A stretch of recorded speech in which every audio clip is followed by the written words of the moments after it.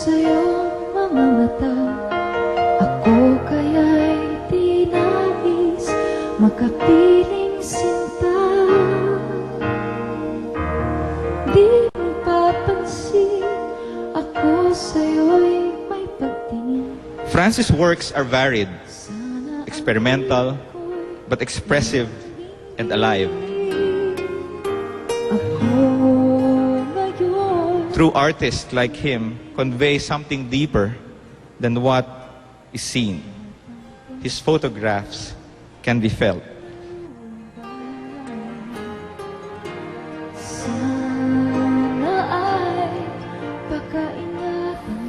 A year ago, Francis gave me a book on photography. In it, he wrote, "Life goes by in a blink of an eye. Pare, you are right. Life is short. But remember that memories of a great man will live forever. Have a great journey, my friend. I will see you again."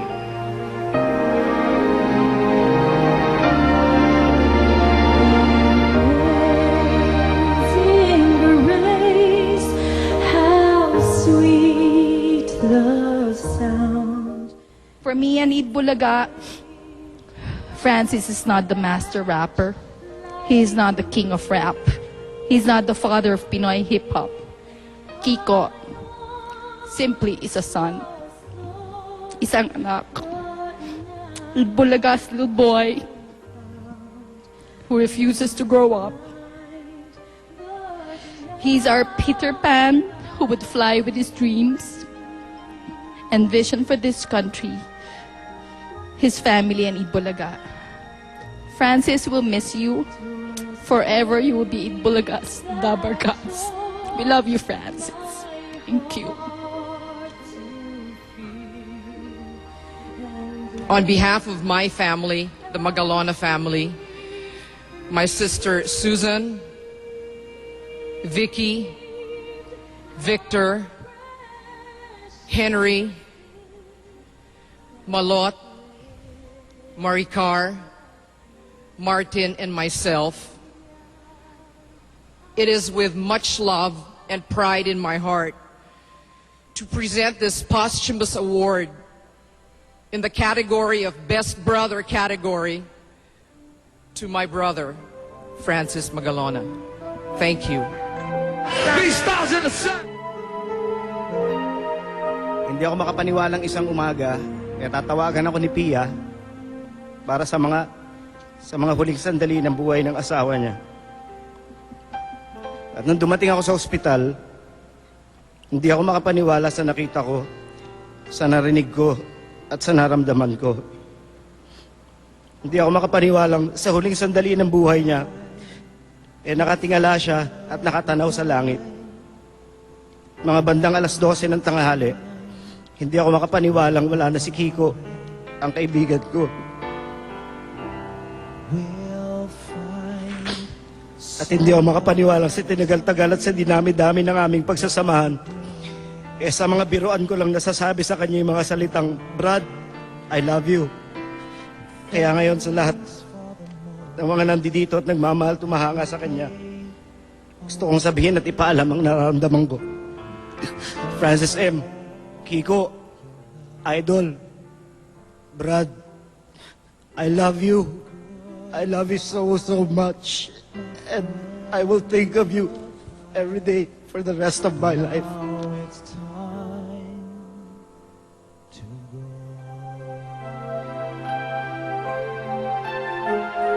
So he was not just a father, he was also my inspiration.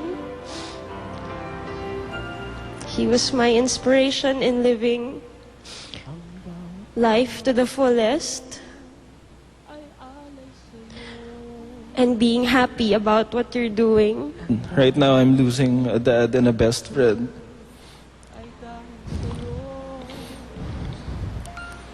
I love you so much. I had told him I loved him every day.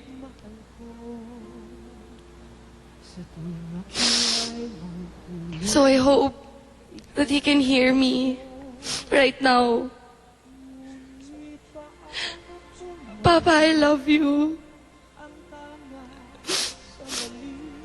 I thank you for everything.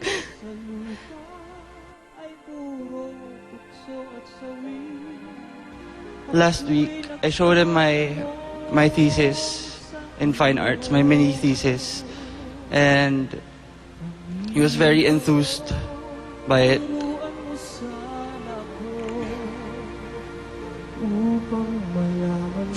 And he said, iba talaga tayo mga Magalona. Yung sinabi niya sa akin.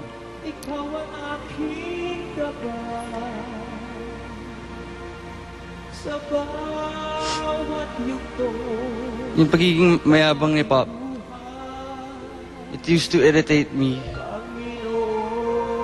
Pero now I really miss it so much.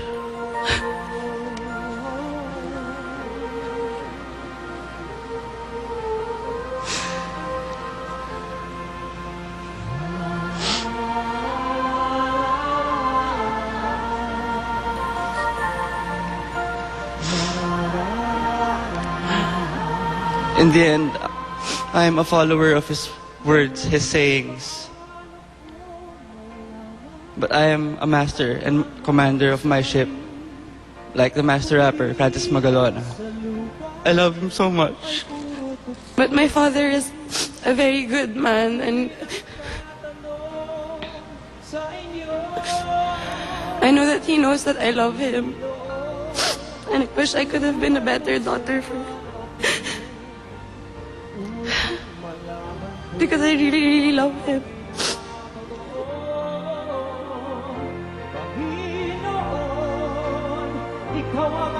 Most memorable line na sinasabi niya sa akin yung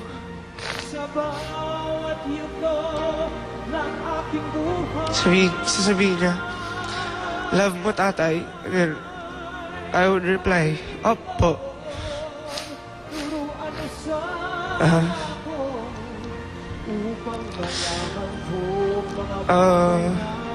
Next year, I will be 4th year and then I'll be graduating. So, when I graduate, I hope Pop is proud of me. So, Pop, thanks for everything.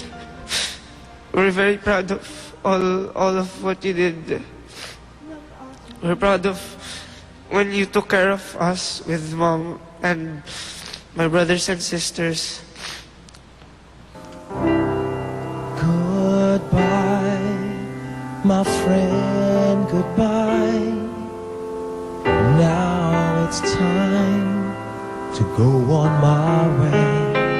And I'd like to thank everyone who's been there all this time Some other time, during his illness. pass by. And he chose to be brave about it. That's why